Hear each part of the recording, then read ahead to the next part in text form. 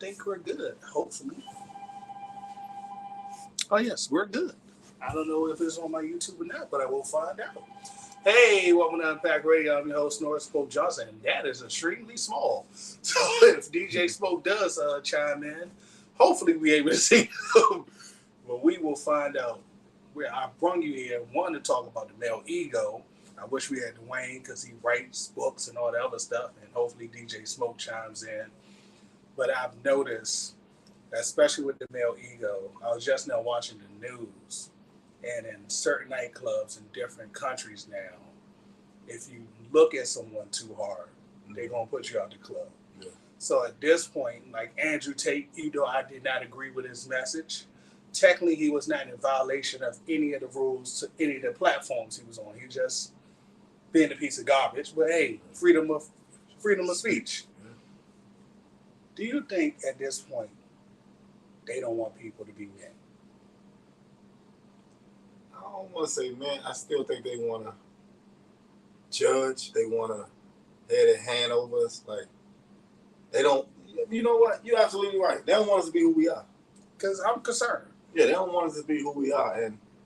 And I'm thinking now, like, I'm going to say some men don't want to be men. You understand what I'm saying? They don't want to be men. Or if they men, they're afraid to be who they are. Because I'm really concerned about the levels of manhood right now. So, for you, what are your principles right now of being a man? Man, first and foremost, God. First and foremost, being a provider, being a great father. And it's just like, I don't have to show I'm macho. I don't have to show that I'm all out there. I mean, it's just, if I'm a man of God, everything else falls in place. That falls in place. Like, I mean, just making sure my family has what they need, money-wise, a roof over their head, food on the table. Every principle my father showed me. Now, I do try lately to be a better human being, and I reach out to everybody in my circle, and I always ask, how's your mental health? How are you? And as a man, now I feel like, hey, it's acceptable for me to reach out to my brothers and be like, hey, I love you. Yeah. Do you feel the same? That's real. And that's exactly how I am. And honestly, when we see each other, we link, we click like that. But it's just like, my thing is, men suffer in silence. We suffer in silence. I mean, when we're in front of a crowd, that ego kicks out. But as soon as you get back and you by yourself, that suffering starts screaming at you, like I'm hurt. People don't ask men, are you okay? It's okay to be not okay. We don't do that as men, and for you to do that, that's a powerful thing right there. I realize, man, lately when my mental health is low, that's the time to reach out to someone else, and I always get back the same message most of the time.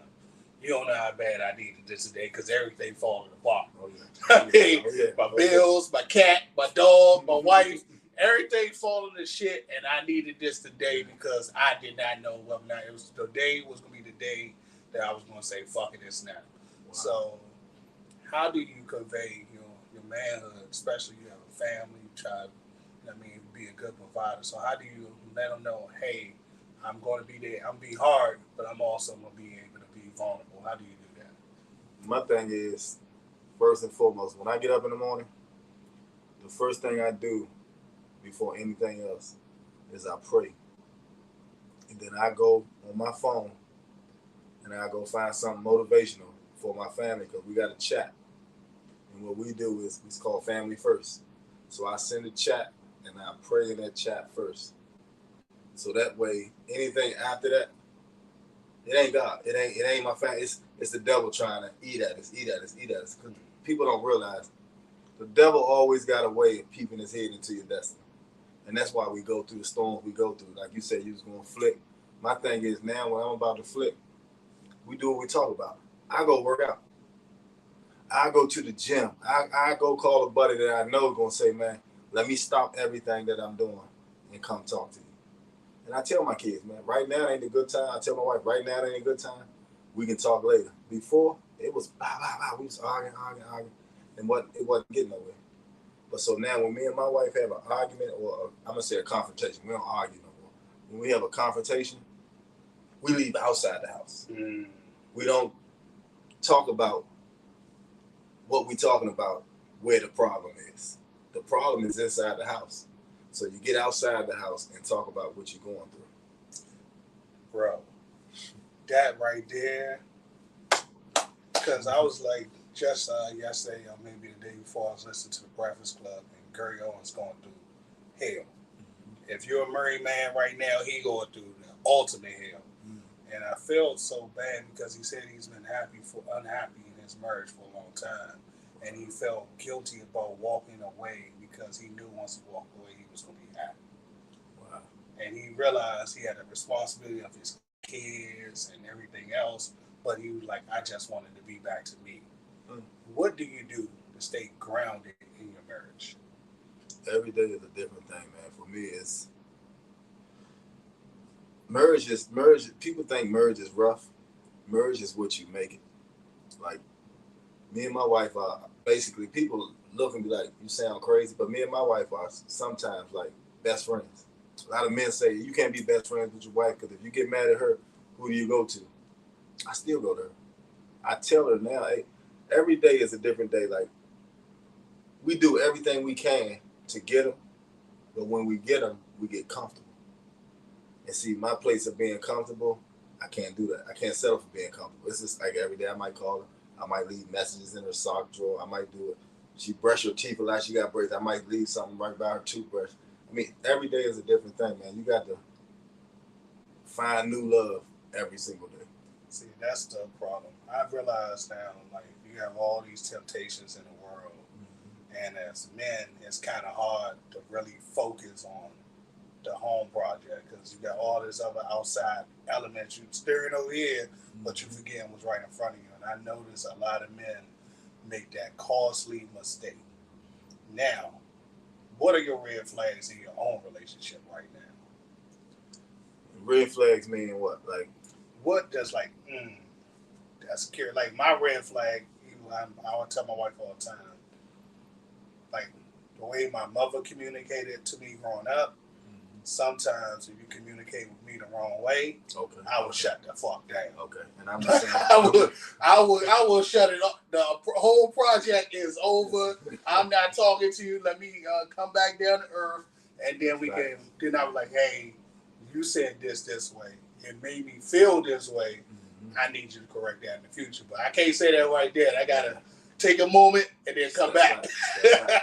And that's a lot like me. Like my thing is, as a kid, I always heard, you ain't this, you ain't gonna be this, you ain't gonna do this. And it's just like a trigger when you come at me and say, well, you said you was gonna do, then I'm mad. I'm angry. Oh, you in your feelings.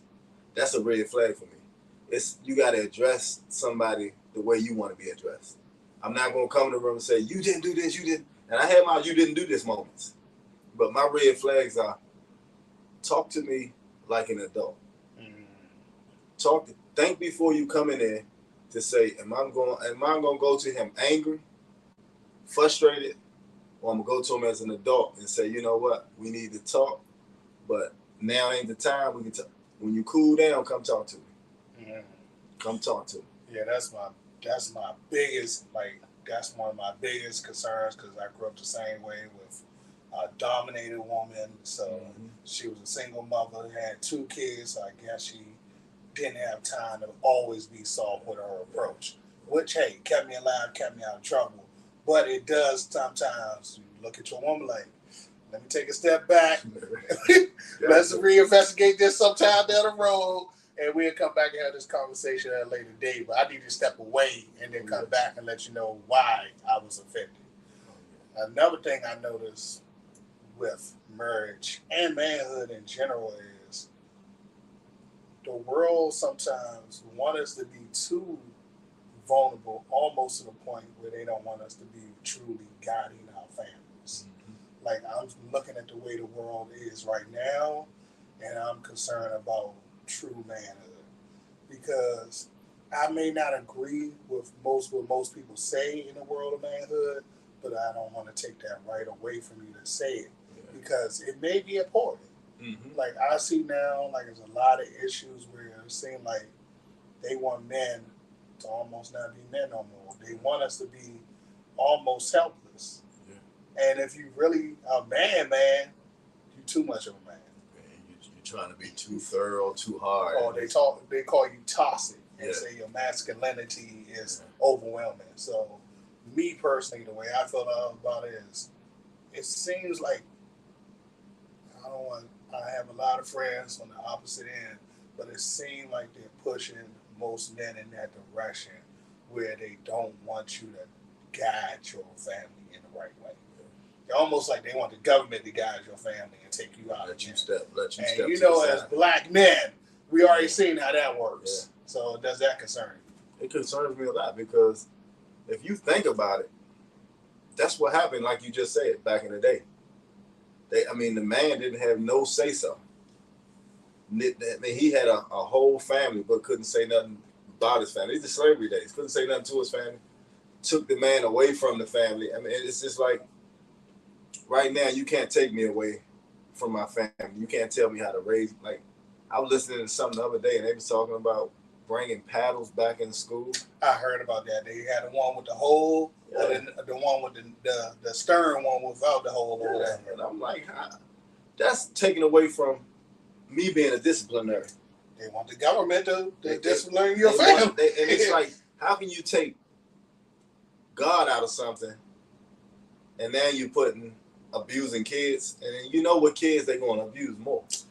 Normally probably African American. Yeah, you know what kids they're going to abuse more. And it's just like, I'm sorry to say it, I'm very concerned about this issue because, one, like you said, you took God out of school. Mm-hmm. You took the father out of most communities. Now these young boys are probably too much to handle. Now, I don't know if, like, I don't believe in, some people don't believe in spankings, but Lisa, like my wife always said, when I spank my child, I know I'm doing it out of love, and I know where my anger level's at. That's true. When you're spanking my child as a person outside the household, you don't know what, you might be just, I'm pissed off today, I'm going to beat up little Johnny because down in school says I can't. Yeah, and then you don't know what level of discipline, like you said, how hard they're going to beat them, where they going to hit them. Like, it's I wouldn't do that. Yeah, it's a person who had the switch, the extension cord, the Hot Wheel tracks and all that other shit. Yeah, no, don't beat your kids. Yeah. Talk to them first. That's true. Maybe engage in some conversation and see if that will work. I'm just here, you know what I mean? I'm just here so I won't get fined. But it seemed like, man, like especially with, like, I was looking at the whole Andrew Tate situation like we were discussing earlier. It seemed like the man had some good points about being a man and presenting yourself as a man. Mm-hmm. Why do you think it was important for, like, every social system in the world got together and said, we're going to ban this guy? He didn't break any of their rules. Why do you think they did that? Do you really? I think it's an attack on men. Because he had a vital point, and now men probably saying, you know what, he right. What he doing is right. And they not going to sit there and let you do something right when they want you to be wrong. And the government wants, they're going to be wrong, but they're going to blame it on people. They're not going to blame it on, the government, they can't do no wrong. But once they do wrong, they're going to find somebody to point their finger at to say, well, if this hasn't happened, this didn't happen, it wouldn't have been like that. I hate to say this, but somebody need to investigate that alleged nurse who died, who was there when Kevin Samuels died. Because at this point, you're looking real suspicious, my love. You ain't trying to do nothing for that man. You ain't giving no first aid. Just let the brother go. I don't know. And that's supposed to be your job. That's supposed to be your job, man. My man not here no more to keep these women in check. And I don't know. Andrew Tate, I'm just saying, you might not want to have any strange women around no time. You never know what's going to happen. I'm just saying, man. At this point, I'm like, man, what if this lady was a CIA agent or something? Well, stop bragging. This dude won't stop talking about women. Because I was like, man, like recently, I did a blind reaction. I'm gonna ask your opinion on these 2 blind reactions I did. The first one I did a blind reaction to was the groom at the wedding. He interrupted the wedding and he pulled out the tape. It was his wife with another man, and he played it in front of the whole wedding. Wow. What would you do in that situation? As a man, I can't say as a woman, but I mean, I wouldn't have took it as far as. And see, when men hurt, they gonna show you we hurt. They gonna go all out. But I wouldn't have took it as far as to bring it. Everybody, it sounds like everybody. It was at the wedding. It's at the wedding. It's like this. As soon as the preacher say, "Does anybody have anything that they would like to say?" And he was like, "Wait a minute, hold on." I don't see no wrong. I don't see no wrong in it because first and foremost, you're pretending as a bride that you all about him. You his bride, you his lady. Ain't nobody else. But you stand at the holy altar with an unclean mind, with an unclean spirit. Like your flesh is dirty. You know what I mean? So that was a man just hurt. That was a hurt man. I'm a Scorpio. I probably would have kept the same energy. Yeah. I probably would have kept the same. I'm definitely would have. I know it probably hurt him to wait to that point. Mm-hmm. But I probably would have kept that same energy because she was walking around like, hey, ain't nothing going on. Yeah, all right like, with the world. And then he was like, hold on, let me expose you for the world. You had to. Next blind reaction I did a blind reaction on. A young lady comes on TikTok. I love my TikTok. Oh, yeah. She say, hey, if I meet a guy and I tell him I got 7 bodies, you might as well multiply that by 30. I seen that one. So my question is, do you ask about the body count first and foremost? And do you care how many bodies the person got on you? Because before you answer, this is my saying. I don't mind going to a funeral. You might see 1 or 2 bodies. You might see 1 or 2 bodies. I'm not going to a fucking cemetery. No, I don't want to go to a cemetery. You're stepping all over people. My thing is, like she said, she lied to him off the break. Yeah. So my mindset is, what are you doing? Either while we together, is your body count going up while we together? Like, why would you lie about your body count? If your health good, if you was protecting yourself, like you said, she said multiply times 12. Yeah, it was horrible. It was horrible. Like, I did the math. I was like 7 times 12. God damn. What up with that one? 50 people. So it's just like you still. It might be more than 50. Nah, 7 times 12 is 84. Yes, that's 84 people. Yeah, So she was customer number 3. So I'm like, darn, you almost you close to 100, bro. Like my thing is, I would have been like, you know what? Let me strap up. Let me see if it's worth it. Nah, I'm good. And I'm gone. But I'm good. If it's his girl, his lady, yeah, I got to go. If I see that, and if I dated that lady in the past, man, I need to talk to you. Yeah. We need to have a conversation. Yes. I can't have nobody. I can't be walking around and I'm number 99. I can't walk around as number 99. No. I'm sorry. Go ahead and lie to me, baby. Don't even tell me that like that. Just tell me that it's 4. Because you walk past and the dude, look, she's speaking. You thinking in your head, that might be number 7. You know what I'm saying? So everybody she introduced you to that's a male, you thinking of what number they are. Like, what's his number? Number 69. My pastor used to always say, man, we better be glad as men, women, that we don't walk around with a sign on our head that says, I'm an adulterer. I do drugs. Like, God will show people who you truly are. That's why I said as humans, we got that choice. We got that thing that we can sit there and we can hide certain things in life. And like you just said, we can take it to the grave with us. Thank you, Father God, for grace and mercy. Like somebody really recently said, I think it was on Rogan, I hope my life does not reflect the worst thing I've done. Mm-hmm. And I was just like, that is so powerful. Because people want to hold you accountable sometimes for your bad choices, but I hope my life doesn't amount to the worst thing I've done. Yeah. And I can be clean and my sins be washed away. Gotcha. And I was like, man, that was powerful. Don't hit me like that, bro. He hit you with that. Like, don't hit me with that one. Next one, speaking of the male ego, my man 6ix9ine, I love reaction. I love it reacting to his videos. Oh my goodness. The last one I saw, my man said when they asked him, "Hey, do you feel like you're a rat?" He said, "No, I don't feel like I'm a rat. I feel like I did a good thing. I put a lot of bad people in jail. I feel like I'm fucking Batman right now." Now, me personally, a taxpaying citizen, hey, I carry a federal gun for a living. Yeah. So, if I agree, knowing the game, to commit a crime, we both jump in this crime. We riding down that same path. We agreed to commit this crime together. Now, don't tell me about some shit you did later. I'm snitching on you. But if I agree to take part of what he did, you wanted to be a gangster rapper. You got with the 9 Trey Bloods. You ordering hits. You getting people shot at. When the shit got real, you got scared. You turned to a federal officer. Yeah. Nah, bro, that's not the way the game is played. You're not fucking Batman. You the nigga that's snitching to Batman. To me, he Mighty Mouse.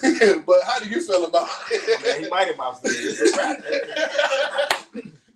My thing is I've always lived, and I'm not sitting here trying to portray to be a thug, a gangster. I know, but I would be honest. Yeah, but I lived that life. I'm a good boy. I'm a nerd. Yeah, I lived that life. I read my comics. I lived that life where I hung around straight gangsters, and it's just like snitching ain't. But we had a thing on the street where if it was something you did that was worth talking about or snitching on, man, you got to turn yourself in. Or we got to say something, man. Like you take somebody's kid, you do something to a female, something like, oh no, we coming at you. Well, you know, there is the code. Yeah. Some people do respect the code, but if you're in the game and you're actively in this gangster lifestyle, guess what? You signed up for those consequences too. You signed up to be properly killed. You signed up for going to most likely jail. Mm-hmm. You signed up for these things. So once you see that life, then you can't say, "Oh, I'm out of here." Like I can't. Oh, no. You already signed up. We took your pen. We took the base seal. Like you here. You here. So what he did was he ran because that wasn't who he was. To be honest, I know people don't remember it's an old ass movie, In Too Deep, when my man was able to pull into the gang, and he got like, into it. You're not a cop, Jay Reed. Yeah, and so that was real talk. How do we know that he wasn't an undercover agent all this time? That's the one that really fuck your head up. That's right there. That's the one real, because you're just like, how do we not know? And this dude all the whole time wasn't the undercover Donnie Brasco. That's true. You know what I mean? The whole time, we're going to wash away your records. We're going to put you in this bodega. We're going to put some mixtapes out there. We're turn you to a hustler. We're going to turn you to something you're not, and we're going to see who bite, and then we're going to set them up for the long haul. Yeah. And then we're going to lock you out with them. We're going to let you out in about a few months, and we're going to let you go to the next operation and see who else you can suck in. He got in too deep, though.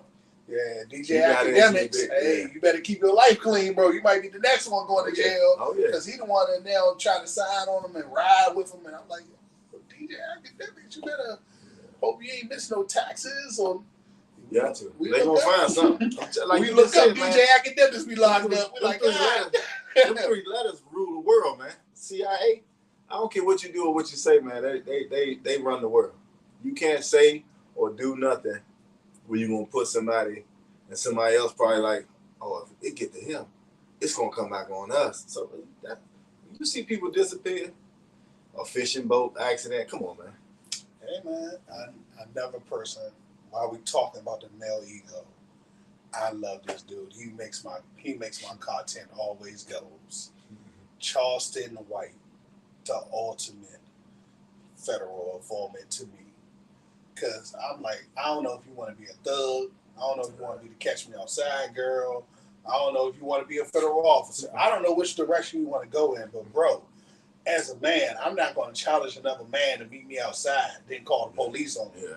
Or I'm not going to be talking shit about other men, and when they roll up on me, I'm going to make something. because I'm scared for my safety. Nah, you want to throw those hands. You open that mouth. Like, and my thing is, man, they got so many boxing rings around here, man. That should be fair. They got so many. Like, get in the ring. Like, I hear now it's a pastor out there calling out D.H. Hughley to come get in the ring with him because D.H. Hughley made a comment about him getting robbed in his own church. I saw that. The suspicious circumstances with that pastor, I think he stole some money from somebody. Oh, okay. Allegedly. We don't have no proof, but allegedly something shaky with that guy. But if someone did that, I will actually take upon that opportunity. Yeah, because that's fair. My thing is, you call me out there. Now let's see where your hands lead you. It's two ways. You either knock me out, or I'm gonna knock you out, or it's gonna be a draw. Now it depends on what rules we're fighting under. Mm-hmm. If we just going straight boxing, you may win. Yeah. But we going grappling. You might be short. You might be so short. It depends on where we're going with this. We just going. You might have an upper hand. And that's where the ego kick in, because this pastor, he's focused on his image and not his identity. I, as a person of God, I'm not that saved yet, so I don't know. Yeah. I really don't know if I will let mine, because you got to think about this way. Your job is to be a shepherd to your people. Mm-hmm. What image are you leading when you say, I'm going to go bosses? Now you have to communicate with this person, sit down and have a conversation with this person. That's it.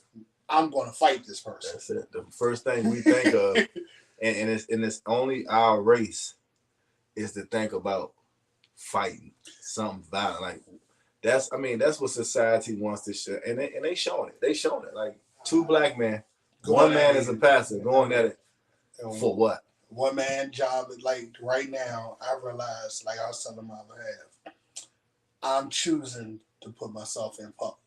Mm-hmm. I'm not going to never respond to anyone comment about me. Yeah. Never. Okay. Because at the end of the day, you chose to point the camera in your face. Whatever may happen with that pastor in this situation, I don't know whether or not he's guilty of the first crime. I don't know whether or not the jewelry thing was a setup. Because at the end of the day, me personally, I only respect two people in my own life as far as the word of God. Yeah. My wife, Pastor Chat, he doing it out his house.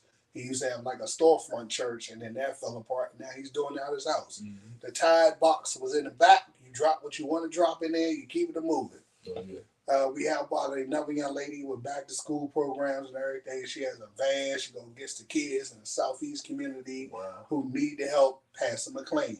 I know those two people are doing the right thing. And everybody speak very highly of Tony Lee, who's now at Crystal Skating Rink. Oh, yeah. Everybody who I've spoken to speak highly of him, so I kind of trust him. Other than that, I look at everybody with a third eye, because at the end of the day, are you doing this for the money? Are you doing it for yourself? Are you doing it for the clout?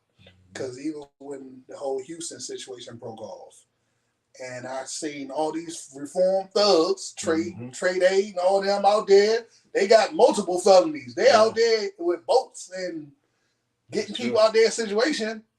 The pastor in Houston, not naming no names because I don't want to get sued. Yeah. Allegedly didn't open up his church on time until somebody went over there with a camera. It was like, church look fine to me.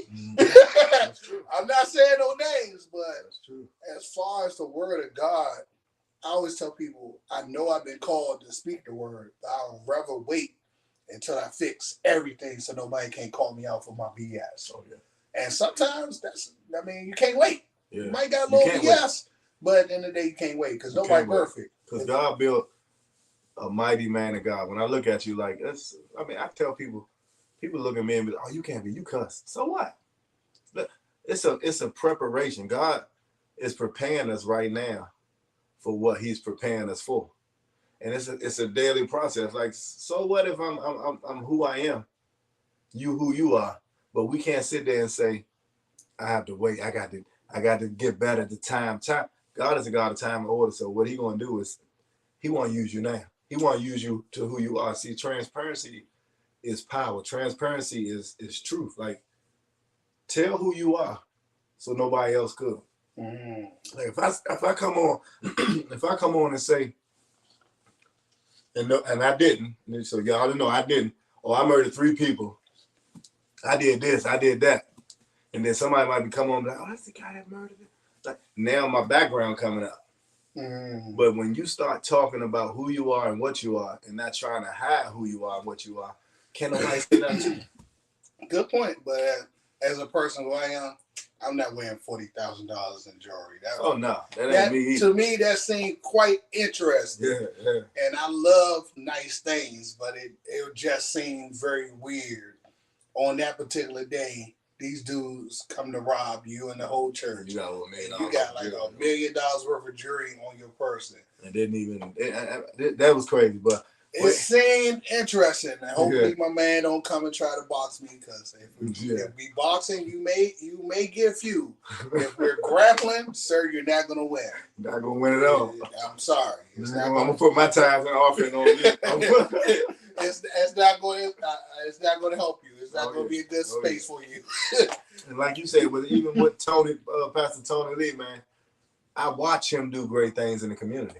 Like the whole parking lot is helping kids going back to school, giving back book bags. Like when you do stuff like that, you chasing after God.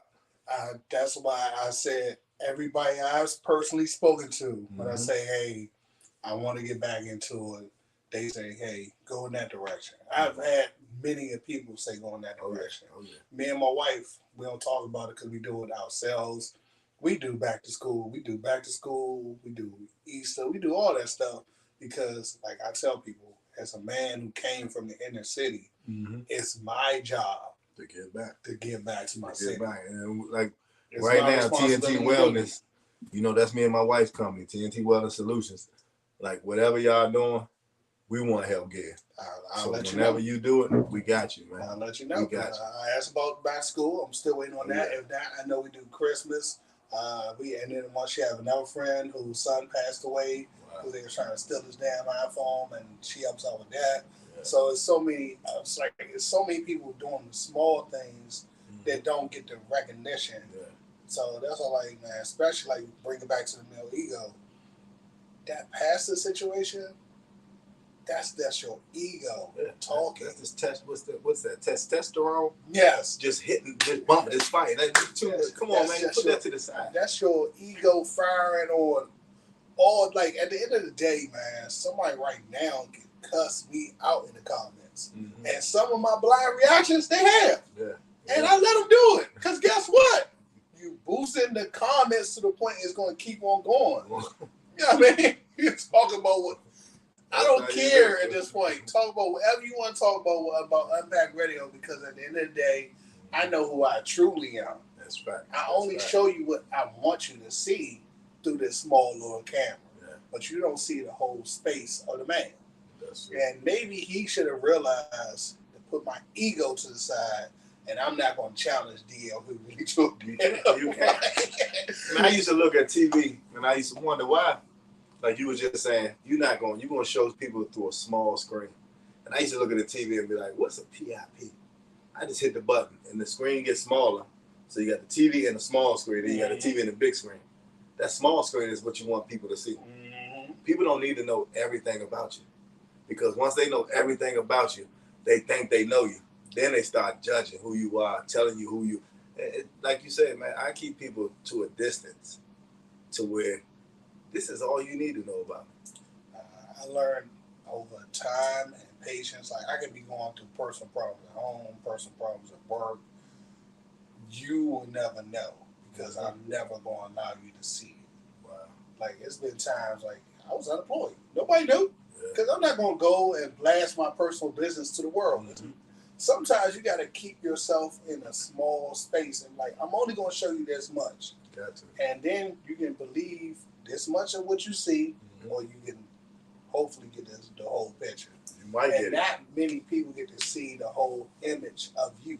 Yeah. Even as a man, like I realize we're both big boys, so I know you probably get it too. Everywhere I go, man, I have to walk around like I'm touching butterflies.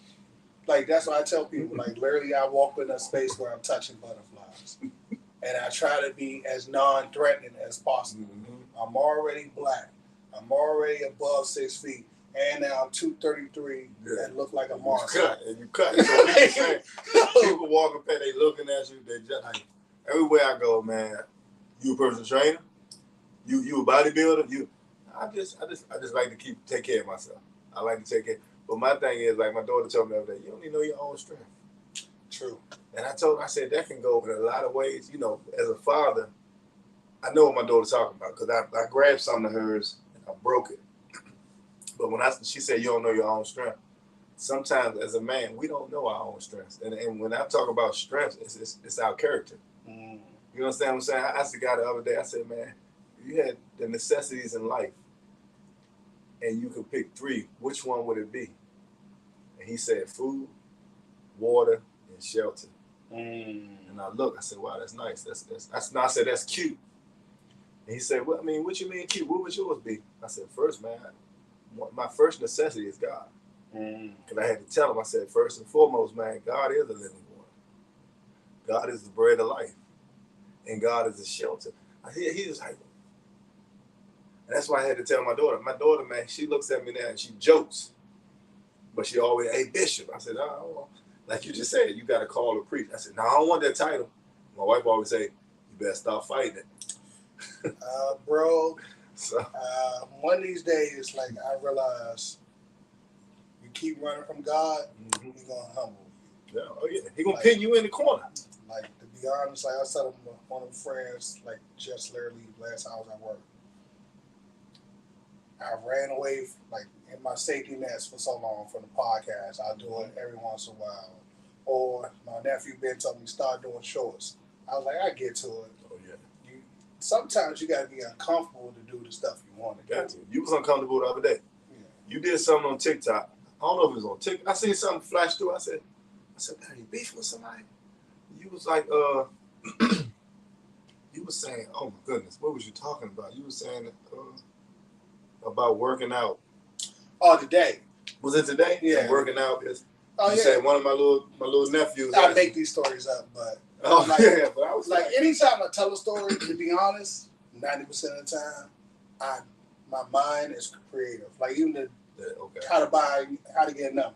Okay. I thought about that, then you just got to make it funny. Yeah. Like I have a concept about a girl who has like 7 kids, like by 7 different dudes. I just haven't made it funny in my mind, so I'm delivering it yet. But like, no, but what I was saying was one of my homegirls, she was my friend who disagreed with me. She said it wasn't helpful. But unfortunately, it's true. Mm-hmm. In this fitness space, me and you can be working out together right now today. We're both the same size, different ages, whatever. Yeah. We can say we had the same goals. You got a family, you got responsibilities. I only got my wife.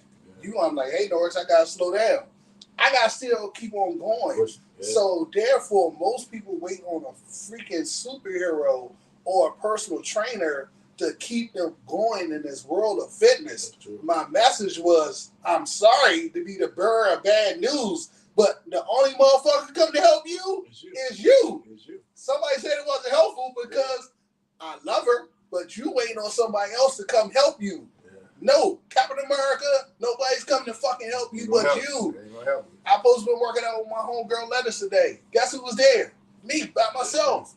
Because if you wait on someone to do the things that you want to do in this world of fitness, you're going to be waiting a long time, my friend. And become obese. Just real talk.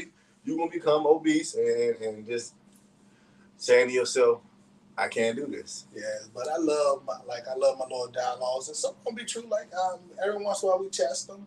Yeah. Like the How to Get It, my man, DJ Smoke, he's going through his process of being single. So we did test How to Get a phone number. Oh, yeah. He actually he sent some drinks and some appetizers. He got the number.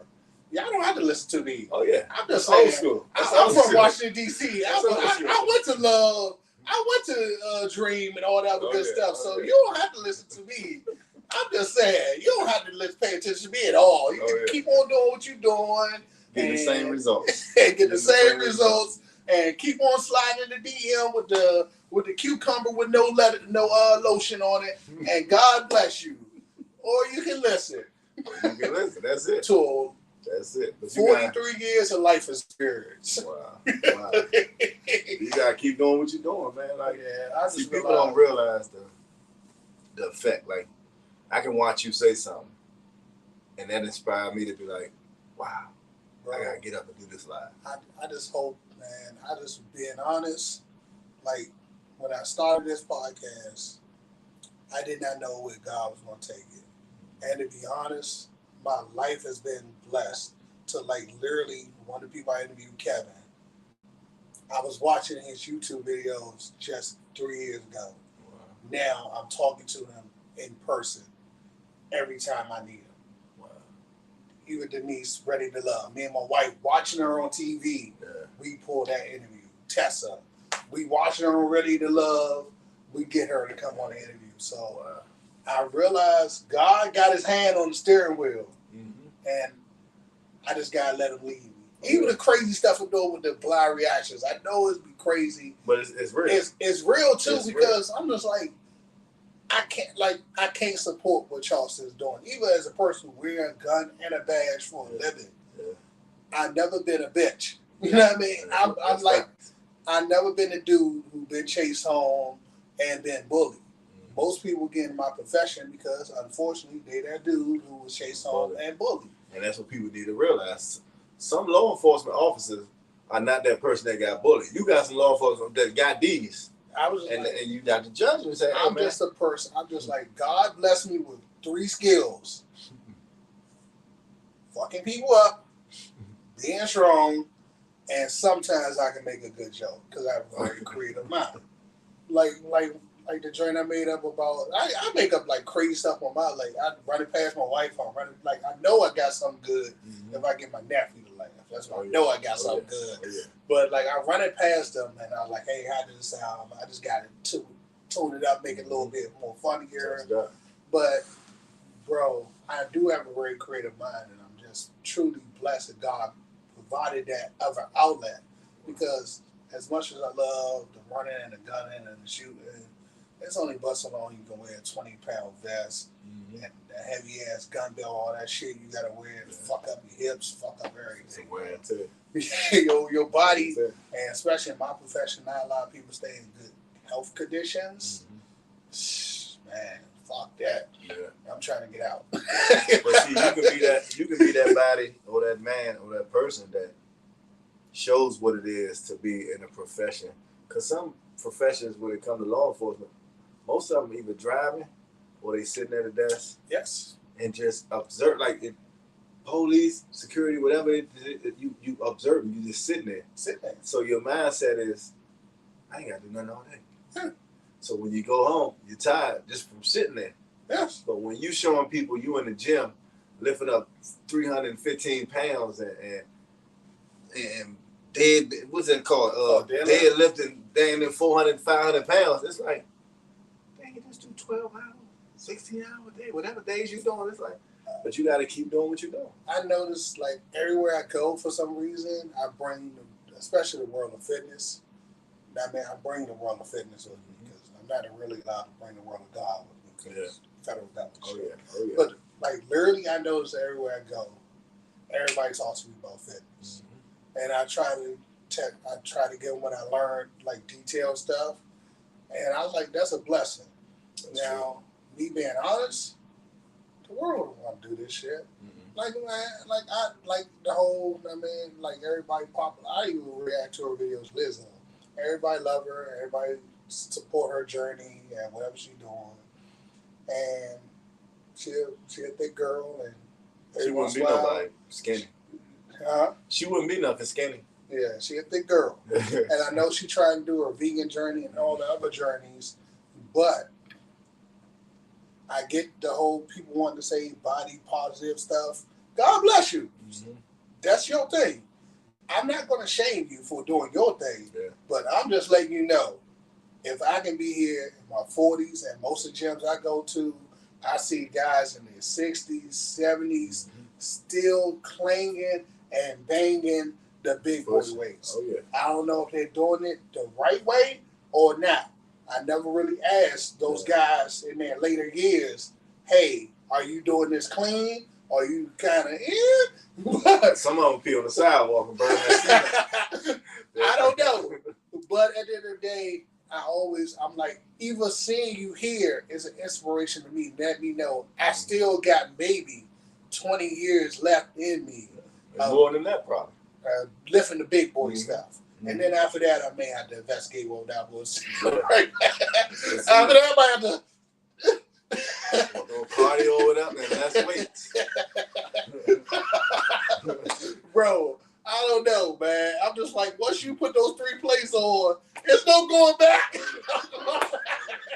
There's no going. I can't do it no more. I told Leroy the other day. At least I'm going to 225, and I'm just repping that out. Like, at least I got 2 plates. People like, oh, he gonna go heavier, or you stay there. I see it crazy, like, because I'm in the world of, like, most of my content I watch is in the world of fitness, to be honest. Even my nephew confirmed it. If you lift at 2 plates, you're better than, like, the top 1%. Like, he's an NCAA athlete and working on 2 plates. Wow. Like they're most of the NBA guys, they be doing, like, 185 at the max. NFL standard is 225 for reps. So if you can bang out 225 for multiple reps, you're doing good. But, you know, the fitness space doesn't show you. They always show you the big guys, like 3 to 4 plates. 4 plates. But I go to goals all day, every day. I'm one of 7 people who lift more than 315 in that whole gym. Yeah. And I don't care what time I went, but multiple times. Leroy is one of them, and there's a few other people. That's I know the list. Big John be hitting them, John. Big John definitely is in the 3 plates, but other than that, it's rare that I see this one dude that's like 185 and he's benching like 4 plates. Wow. And I don't even, as rare I see that. Yeah. That's like a sort of fucking eclipse. Yeah. But you go on like the world of social media, you see that all the time. Yeah. Once again, ego. See, working right back to. I gotta go stronger. They want you to have that ego, and then they want you to have that mindset of, damn. You know what I mean? Sometimes you can't always watch everything. Yeah. Because you don't know, like, unless me and you are doing the same thing, and I just go off of water and hopes and dreams. Some people may go off of water and a pre-workout. Some people may go off of water, a pre-workout, whey protein, creatine, and a fat burner. Some people may go off of something else. So no one ever is going to be on the same path unless you're, and then same genetics. You know what I mean? That's why my grandma used to always say, stay in your lane. Stay in your lane. That's why people don't understand. When I tell you fitness is a lonely journey, it truly is. I'm going to kid you, have the best girlfriend circle in the world. One of your girlfriends going to lose weight faster than everybody else. Yeah. And y'all going to be looking at her like, what the hell? And then it should encourage you to step your game up. But you can't keep up. Yeah. And see, that social media thing, like you said, I don't really watch a lot of that because your mindset is, I got to go in the gym and put 3 plates on here. And I'm going to go in the gym and put, like you said, 185. I'm going to reverse it. I'm going to go the other way. I'm going to do different ways to where I feel better for myself. It's all about taking care of yourself. I put it like this. Anything more than 225 is for us true psychopaths. Yeah. Like I tell people all the time, you have to have something really wrong with you. Like even the deadlift, you have to turn on hate. Yeah. You have to, let me turn on hate because I need this. Yeah. Like even if you like doing a heavy squat, let me turn on hate. I need this. You know what I mean? I'm like even a heavy bench. Yeah. Let me turn on all the fuckery in the world. And like there's a lot on your body, there's a lot on your muscles, a lot of stress. It's not fun. It's not. I tell people all the time, you got to be crazy to say I'm gonna lift 4 or 5 off the ground and do it for multiple reps. Yeah, and then enjoy it. It can't. It's good after you finish. You're like, I did it. But then your body like, why did you do that? Man, I tell people all the time, man, I'd rather be covered in chalk and sweat than be where I was 4 years ago. Yeah. 250 pounds, high blood pressure, borderline diabetes, high cholesterol, and pressing my way to death. Yeah. Now, if I can come back in my 40s and do what I'm doing now, anybody can do it. Oh, yeah. That's the real message, but they don't want to hear that. They want to hear the glitz and the glamour. Like, there's one dude I always react to Papa Swoley when he say, "Did you go to the gym today?" Like, sometimes no. Yeah. Like, no, this is not the message you need. I'm at home drinking right now, right bro. Right now, I was tired. I work. I'm like, it must be nice to be you. Yeah. I work a job. Yeah, and see, some people, that's what we're about to switch over to. Like, in our business, that's all I'm going to do is the health and wellness. So we personal train, but we got a lot of things dealing with senior citizens. So it's fun. My thing is people. I love people, so I'm supposed to be trained at the senior citizens place, but they might want to play Uno. I'm not working out. Can we play Uno? Can we play checkers? That's still working out because it's a mental thing. You're still working. Yeah. That's what, like, people get caught onto the clanging and the banging, but to me, it's about your food. Mm-hmm. It's about your diet. It's about your movement of your body in general, and just not just sitting there with a remote control in your hand or a phone in your hand, letting them becoming the zombie they want you to become. That's what they want you to be. I'm not asking people. Like, I tell people, like, the best person to ever do it said it all the time. We need doctors. We need lawyers. We need politicians. But the world need fucking savages. Oh yeah. So, which one you gonna be is up to you. But I'm not asking you to do what I'm doing. Yeah. I'm just letting you know I'm gonna be out here doing what I'm doing because I'm a fucking savage. David Goggins. So I like to take the path of David Goggins. Yeah. Personally, I could go to work and still do my work shit, my gym shit, my husband shit, and be a productive citizen to my community because I have to do all these things to keep my own mental health. Mm-hmm. And it's your attitude.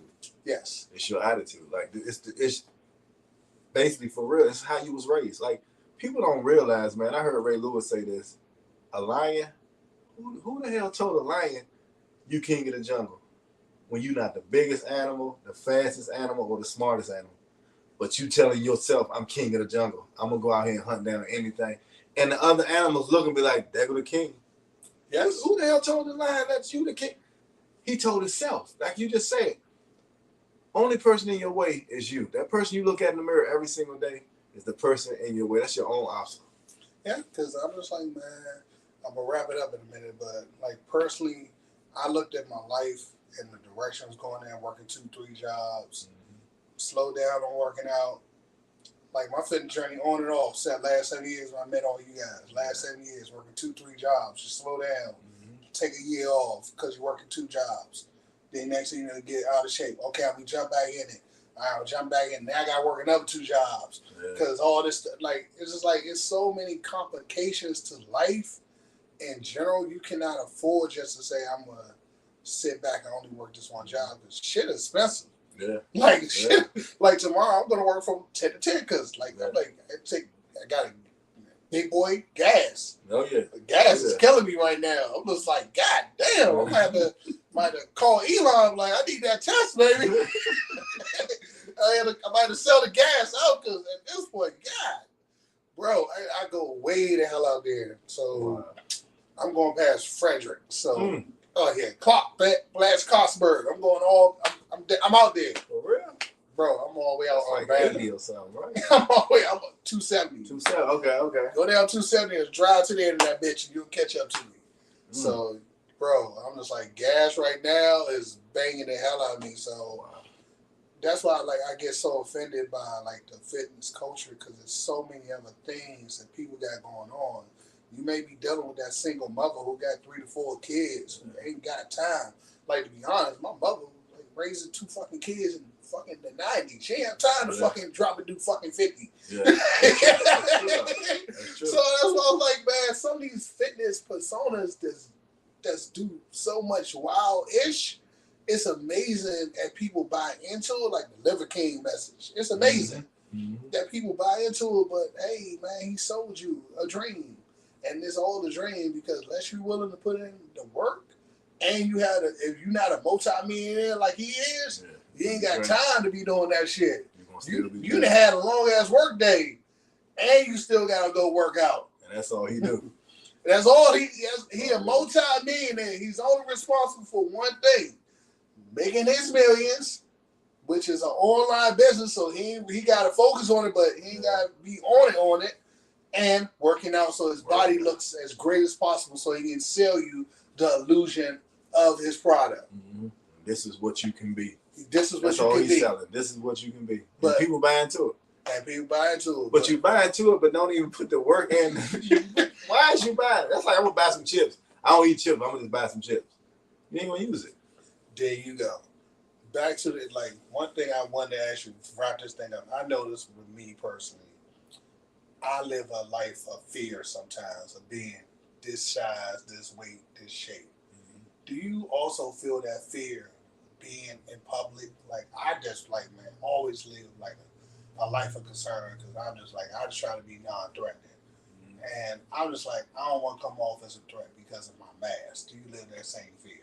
I used to, but then now I use it to my ability. Like people call me now, oh, you're a big old teddy bear. So it's just, I believe it's how you carry yourself and how you address yourself. Like I used to just get big hoodies and stuff, not try to look so. But now I'm trying to put on a large shirt if I can't fit it. But I just believe it's how you carry yourself. People are going to address you the way they want to address you anyway. But I say I always address people the way I want to be addressed. Mm-hmm. So. All right, man. Well, Tion, where can they find you at? Man, I'm at Tion Bolden on Instagram, Big Tion on TikTok. That's BIGTION. Facebook Tion Bolden. Everything Tion Bolden. We TNTWellnessSolutionsNow.com. Y'all can go check our website out. TNT Solutions Now, the 15-day challenge. We got a 15-day challenge, man. We're giving away $25,000, man. Oh, wow. The company is giving away. And all you have to do is sign up, my15day.com. Go sign up. I can send you the link. And if anybody wants to sign up, they can sign up on our link. You sign up and work out for 15 days for free. I'm going to say that again, for free. And you got a chance to win $25,000. If you don't win the $25,000, you got a chance of winning $5,000. If you don't win the $5,000, you got a chance of winning $2,500. You don't win the $2,500, you got a chance of winning $1,000. And then other prizes, other products that we sell. So, is this local or is our TLC company is worldwide? It's worldwide. So if somebody that I bring on wins $25,000, and I'm coaching them, I'm telling them, man, do this 15, they giving me $25,000 as well. Oh, so you get the bonus. So I get a bonus just for bringing somebody on, saying, man, I need you to, like, if I bring you on, you got a chance to win $25,000 doing what you love to do. You love to work out. I don't have to teach you, and you need to, but you take your before and after. The hardest thing people don't want to do is take pictures of themselves. Well, before and after picture, you just take it, boom, boom, snap it, send it on the thing. Then 15 days later, you take a picture of yourself, but it ain't always got to be losing weight. You can lose weight mentally, physically, and spiritually. So you might say, you know what, this 15-day challenge showed me consistency. It showed me how to be confident in myself. It showed me character, who I'm true. 15 days can truly show you something if you're consistent on it. So I think somebody did say if you want to start something, you got to do it for 10 days consecutively, and then after that, become a habit. It become a habit. But if you bring it before that 10-day cycle, it kind of goes. Like my grandma used to say, you just wasting your time. you just wasting your time. And like me personally, man, only thing I got to really say about manhood is sometimes you have to embrace your power, but you also have to be a little bit gentle with your tact. I'm still in that one. I'm still in that one. Y'all hear me say it. Hey, man, sometimes you have to embrace your power, but be gentle with your tact. And that's my main thing. That's why I'm just trying to be more gentle about my approach, my own life, my own family. I'm trying to be more accountable to my community. And I'm trying to literally learn actual emotions. Wow. Like, I tell people all the time, I'm literally just learning how to be an emotional person now. Wow. Like, for the longest time, I could not express my emotions because I had to keep them all bottled in for a long time. That comes from upbringing. Yes, it came from. I had to tell my wife. My wife told me, and I don't want to hold the show. No, my wife bro, we in the house. My wife tells me. My wife used to tell me, I'm not affectionate. So I said I didn't get affection So you're not gonna get affection from me like you expect. And I told her this before we got married. I said that's something I never got as a kid. Like I had a mother, like you said, my mother was. I get up 5 a.m. I'm going to work. I'm going to 3 jobs. My father was with Metro. He was a player. But my father was a real dude. Like I never put him down, but I never seen the thing where it said I love you at night. I never seen I used to see my mother cry because my father never came home. Certain type things, you know what I'm saying? But we never got that love to just kiss on the forehead. I see y'all tomorrow again. Now we're getting it. And it's like I can't no longer hold on to what I didn't get and have somebody else suffer from what I went through. Like my wife suffered because I didn't get it, so she don't deserve for me not to give it to her. So I gotta learn, like you said, every day I gotta learn how to be more gentle, how to love her, how to kiss her. You gotta learn and love languages. Bro, I'm just like, to be honest, that's why I'm trying. Like I'm making a better effort to be a better human. That's why I reach out to people once a week. Even if you don't ask me, I'm gonna ask you, man, how you doing? Oh, yeah. Because I realize sometimes I'm being beat up, and this person has those emotions I really don't. So they probably really, really low, and I need to pick them up to where I'm at. Mm-hmm. So sometimes it's like just stop being. I need to learn how to stop being so guarded. Mm-hmm. But like my family kind of bringing me there, and I appreciate them bringing me out my shell. My wife got beautiful nephews and everything. Mm-hmm. I get to hang out with them, and they bring me out my shell. But I'm working on it. That's a blessing. I'm working on it. Because they know you're working on it, and they not judge you in the midst of you working. They probably were very surprised because when I first met them, I was quiet. But people don't realize. People think I'm quiet because I'm shy. I'm just watching. Yeah. I'm from the hood. I'm watching you. You gotta watch. And then once I know who you are, you say, okay, I can talk to you. I can give you a little something. People don't get it. You think I'm shy? I'm playing the game cautious. Like even at work, I play the game cautious. I tell them just enough, and then I keep it moving. You want to talk to me? That's cool. You don't want to talk? That's also cool. I'm cool with any space you want to be in. Like I tell people all the time, we got to learn to be comfortable by ourselves. If you're not comfortable with yourself, man, you always gonna live a life. At the end of the day, it's gonna be you and you. It's gonna be you. You're gonna be by yourself sometimes. Facts. And people don't realize that. Well, T, I know you gotta get home to your family. I'm gonna show you around. Let me cut this live off. See you guys next week. Salute.